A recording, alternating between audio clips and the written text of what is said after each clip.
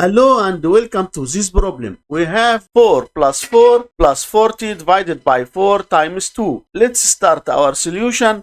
According to the order of operations, which is PEMDAS, we must do this parenthesis first. So 4 plus 4 equals 8. And our problem becomes 8 plus 40 divided by 4 times 2. And according to the order of operations, division and multiplication have more priority than addition. So we must do this division first. 40 divided by 4 equals 10. And our problem becomes 8 plus 10 times 2. And because of multiplication has more priority than addition, we must do this multiplication. Then 10 times 2 equals 20.